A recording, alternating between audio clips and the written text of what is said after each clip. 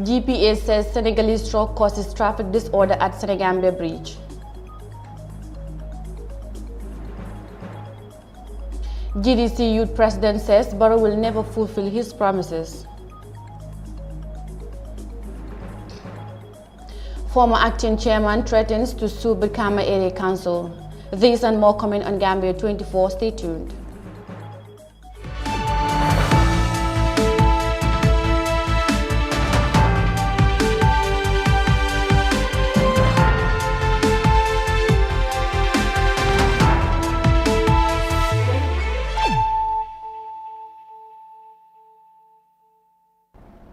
Welcome back. You're watching Gambia24 News with me, Mariama Cham. Thanks for joining us, and now the news in detail. The management of the Gambia Ports Authority Ferry Service has announced on Tuesday that a Senegalese truck with a number plate of KL5203B loaded with groundnut from Yili Tender to Bamba Tender failed on the Trans-Gambia Bridge on Monday night. The incident is said to have blocked traffic from both ends of the bridge. Africa's anchor of the World News Today, Amadou Kante, earlier spoke to the port's PRO regarding the incident and began by asking him about the causes of the accident. Let's take a listen. Now joining me on the line to discuss more on this development is the spokesperson of the Gambia Ports Authority, Lamin Sanyang. Well, Mr. Sanyang, thank you very much for joining us to discuss on this matter. Now, have you already established the cause of this Monday night accident?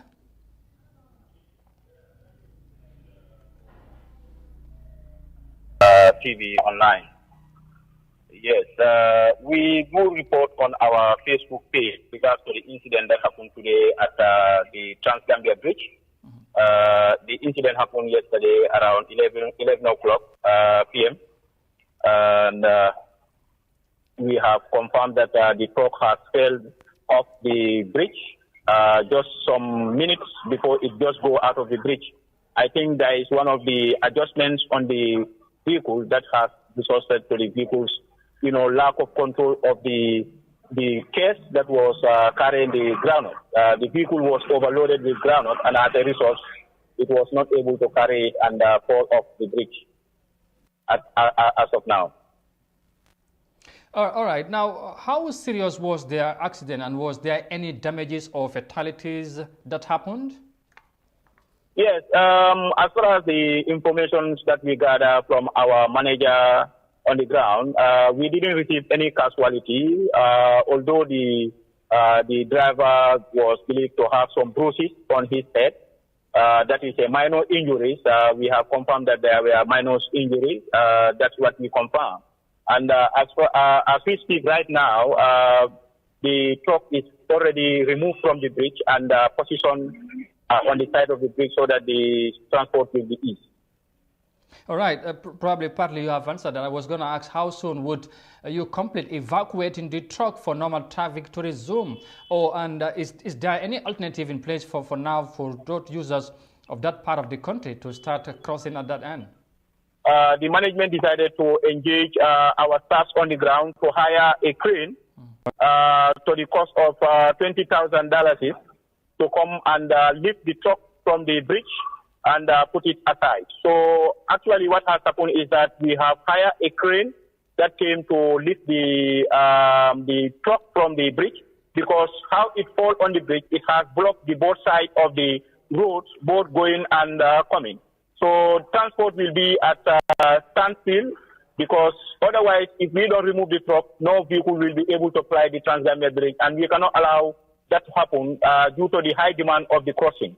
So this is why we have to hire a crane to come and remove the truck from the bridge, and this is what has happened, management response. All right. Now, what advice would you have for drivers that always plight the road, and considering of the situation and the blockage of the rest at the moment, and how frequent does such kind of accidents happen in these roads? Yeah, my advice to the drivers is that they are the one who own their trucks, and they are the one who better know the condition of their vehicles, because this bridge is a little bit high, and as a result, trucks that should be plying the bridge should be in good condition in terms of even the brakes should all be in order. the vehicle's body should also be in order, particularly trucks that are carrying heavy loaded goods. They should always be in good, condition so that they'll be able to cross the bridge easily without any hindrance. That was the port's PRO Modulamin Sanyang speaking to iAfrica TV on the incident of a Senegalese truck that fell on the Trans-Gambia bridge. He said there was no casualty, but however, the management of ports urged vehicles and passengers to use the Banjul Berry crossing unit until the situation is brought under control. Now, the former NIA agent Omar Cham continued his testimony on alleged tortures he committed on victims of the NIA at the NIA headquarters. Cham is alleged to have participated in torturing Salibas Samate and Ibu Khan, but he denied these allegations before the commission. He has more in this report. Continuing his testimony before the Third Commission, Omar Cham, a familiar face at the NIA who is linked to an alleged torture of detainees during his service at the NIA headquarters. The Commission has heard that Ibu Khan, who was mercilessly beaten by the NIA, caught Pasanyang with fake coupons and reported him to the NIA. Cham was accused of participating in the alleged torture of Ibu Khan as a way to cover Pasanyang, but he denied these allegations. Ibu Khan, go ahead. Yes, Ibu Khan. You tortured him. No, that's not true. Maybe you want to hear Ibu Khan himself say how you tortured him. You know why? Kafala nanda Ibu Khan tigiri or put ohala I'm here. I can say what happened. The Commission also heard that babies were brought to the NIA headquarters for human sacrifice, and the institution is also accused of involvement in poisoning of detainees. Omar Cham also refuted to those claims. Received information that babies were brought to the NIA.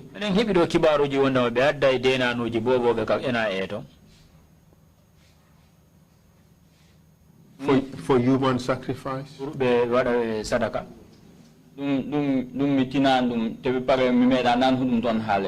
That I am not aware of it, and I've never even heard of it between me and Allah. At the end of his testimony, Cham accepted the NIA involvement in the past elections to help the former president, as well as to intimidate citizens to withdraw their support from other political parties and join APRC. The witness regretted and apologized for everything he did in tears and asked for forgiveness from all the victims he had offended during his service at the NIA. For iAfrica News, I am Daisy.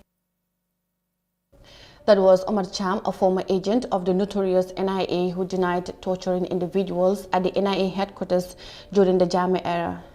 Now, Mamadou Cham, alias MC Cham, the National Youth President of the Gambia Moral Congress GDC, have told iAfrica TV on Tuesday that President Adama Barrow will never fulfill the promises he made to Gambians during his 2020 nationwide tour. Many promises from different constituencies across the country, ranging from construction of roads, free education, among others. Let's take a listen.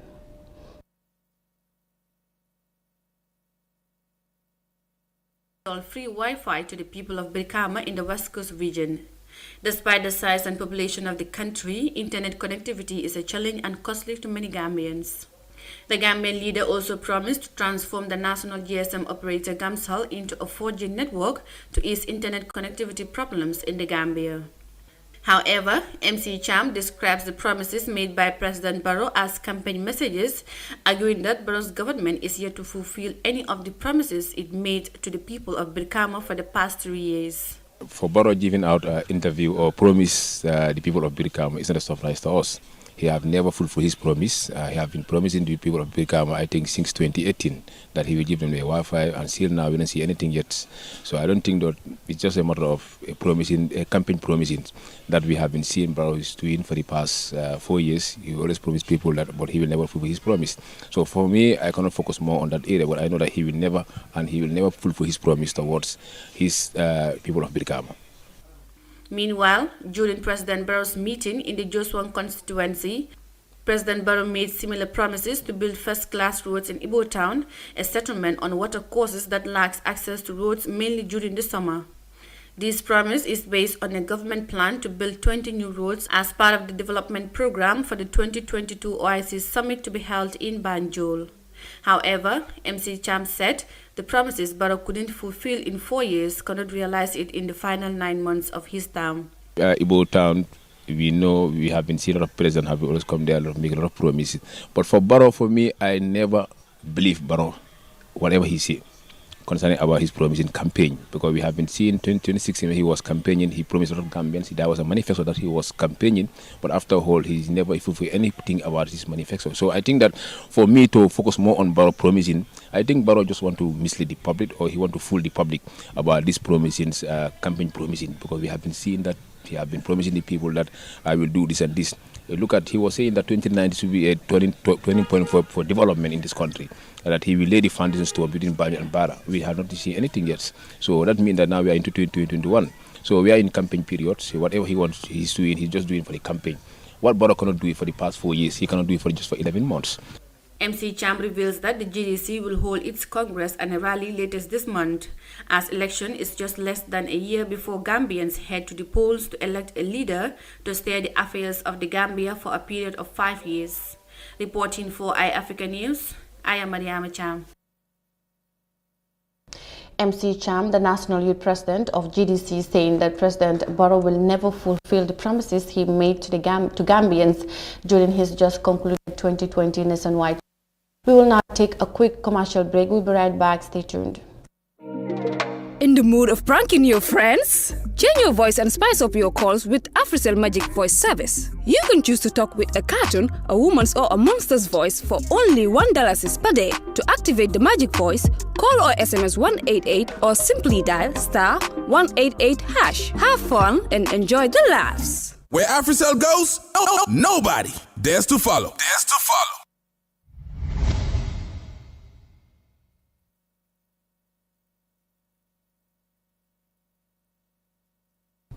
Welcome back, and now to the rest of the news. Gay, the former acting chairman of the Brikama Area Council, on Sunday threatened to sue Brikama Area Council to respond to the needs of the old Yundum markets. Gabe made these threats on Sunday during a cleansing exercise held at the old Yundum market in the West Coast region. Fatmata Kasim reports. The Brikama Area Council in the Combo Central region is in charge of land rates collection as well as refuse collection. However, Usman Gay, a one-time acting chairman of the council, said from 2007 the market was handed over to the said council, and up to date they are still paying their dues with nothing in return. Gay said they handed over the management of the market to the Brikama Area Council, but they are not doing what is expected from them. For the past 10 years, Brikama Area Council collect. For the past 10 years, Brikama Area Council have been collecting the monies of the people. The Local Government Act states that if the council collects 100, they should give back 60 to the people, not giving them money, but develop the place. For more than 10 years, since 2007 to date, people have been paying license and their daily dues. And if we are to calculate that, it will be more than $50 million. We want the council to ask themselves how much they give back to the old Yundum market. Gay added that compared to the toilets in Brikama Market and Nemakunku, the toilets in Old Yundum are the worst, which he described as a chicken house. The then acting chairman threatens to sue the council to court if they fail to develop the Old Yundum market just like that of Brikama in mid-March. Legi mangi Brikama Area Council nañ condemn kama bi nañ still there are more space. We want good toilets like the one in Brikama. You can even eat there. A toilet should be standard. We are asking the council to condemn these toilets and work together with the new market committee to build a new standard toilet. If they fail to do so, I am working with the community and lawyers Failure to do so, by mid-March, we will show them to court. It's either the market should be given to the VDC to manage, or we divide it 50-50. Hence, they don't return back the income collected from the market to develop the market. Gay calls the council to come and meet with the Old Yundum Village Development Committee and Market Committee to forge a way out in addressing these issues. Old Yundum is a small town in Gambia situated in the Kombo North West Coast region. We will contact Brikama Area Council for further clarification on this matter. For iAfrica TV, I am Fatoumata Kasim. That was Usman Gay, the former acting chairman of the Brikama Area Council, who threatens to sue the current council for failing to execute their duty on the Old Yundum market as the environment is unhygienic. That's all we have for you in today's edition of Gambia24. Join us for more news on iAfrica.tv. I was your presenter, Mariama Cham. Thanks for watching and do have a good night.